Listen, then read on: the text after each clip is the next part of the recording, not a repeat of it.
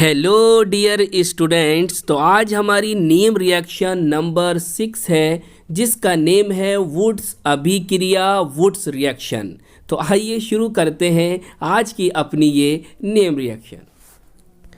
देखिए ध्यान से समझेंगे। शुष्क ईथर ड्राई ईथर की उपस्थिति में सोडियम धातु के साथ क्रिया कराने पर एल्किल हैलाइड, और इंग्लिश में क्या पढ़ते हैं, एल्काइल हैलाइड, एल्केन देते हैं। इस अभिक्रिया को वुड्स अभिक्रिया कहते हैं। तो हमने ये सीखा कि हम एल्काइल हैलाइड की रिएक्शन सोडियम धातु से करेंगे और शुष्क ईथर ड्राई ईथर की उपस्थिति रखेंगे, तो हमें क्या प्राप्त होगा, हमें एल्केन प्राप्त हो जाएगा और हम इस रिएक्शन को वुड्स अभिक्रिया कहेंगे। क्लियर। तो ये था वुड्स अभिक्रिया के बारे में। आइए अब इसे रिएक्शन के द्वारा हम समझते हैं। देखिए ये रिएक्शन है आपकी वुड्स अभिक्रिया। तो वुड्स अभिक्रिया में आपको 2 मोल्स लेने हैं, 2 मोल लेने हैं एल्काइल हैलाइड के। मैंने लिया यहाँ पर RX और इसी को मैंने XR के रूप में इस तरह से लिख दिया ताकि रिएक्शन आसानी से हमें समझ में आ जाए। क्लियर। अब ध्यान समझो, हम RX को एल्काइल हैलाइड या हेलो एल्केन कह सकते हैं। क्लियर। अब 2 ही मोल लेने हैं आपको, किसके, सोडियम मेटल के। क्लियर। अब रिएक्शन कैसे होगी, आप इसे इस तरह से देखिए। क्लियर। यहाँ से हैलाइड और इधर से भी हैलाइड ले लो, और ये आपके पास 2Na तो है ही। इसी प्रकार आपको यहाँ से 2NaX सोडियम हैलाइड प्राप्त हो जाएगा। अब देखिए आपके पास बचा क्या, यहाँ बचा आपके पास एक R और यहाँ पर बचा आपके पास एक R। इन दोनों को जब आप मिला दोगे तो R सिंगल बॉन्ड R बनेगा और इसे कहते हैं हम एल्केन। तो इस प्रकार से एल्काइल हैलाइड से आपको एल्केन प्राप्त हो जाएगा।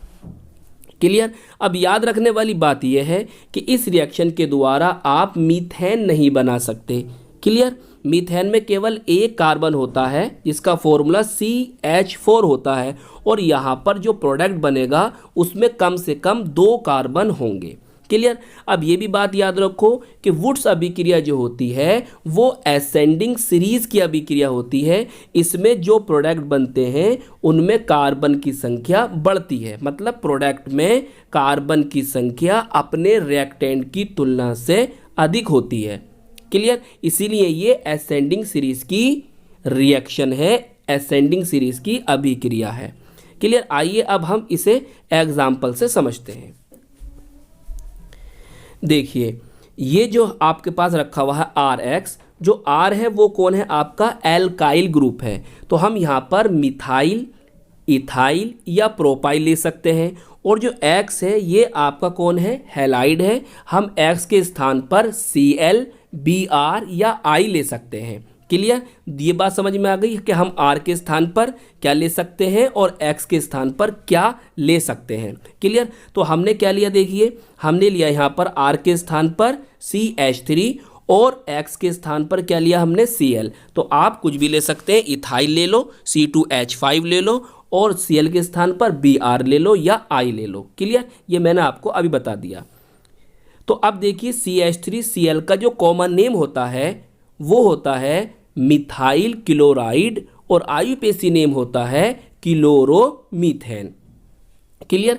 हमें मिथाइल क्लोराइड के 2 मोल्स लेने होंगे, जैसे कि हमें रिएक्शन में बताया गया है कि हम एल्काइल हैलाइड के 2 मोल लेंगे और 2 ही मोल किसके लेंगे, सोडियम के लेंगे। रिएक्शन कैसे होगी अभी तो हमने सीखी, यहाँ से Cl लो और यहाँ से भी Cl लो, और 2 आपके पास Na है ही, दोनों को मिला दोगे तो बताइए क्या बन जाएगा, 2NaCl, मतलब 2 मोल सोडियम क्लोराइड के यहाँ से निकलेंगे। अब देखिए क्या बचा, देखिए यहाँ पर बचा CH3 और यहाँ बचा CH3, दोनों को मिलाओगे CH3 सिंगल बॉन्ड CH3 बन जाएगा, या आप इसे लिख सकते हो C2H6 और इसे हम कहते हैं ईथेन।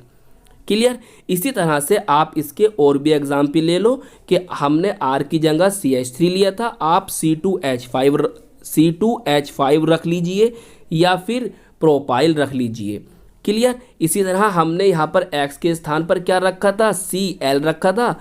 आप जो है बी आर रख लो या आई रख लो। तो ये और एग्जाम्पल आप खुद से ट्राई कीजिए। तो आई होप ये वीडियो आपको पसंद आई होगी। कैसी लगी हमें ज़रूर बताएं। इसकी पीडीएफ आप हमारे टेलीग्राम ग्रुप से प्राप्त कर सकते हैं और इससे लास्ट वीडियोस की भी पीडीएफ आपको वहीं पर मिल जाएंगी। तो हम मिलेंगे आपको इसकी नेक्स्ट वीडियो में।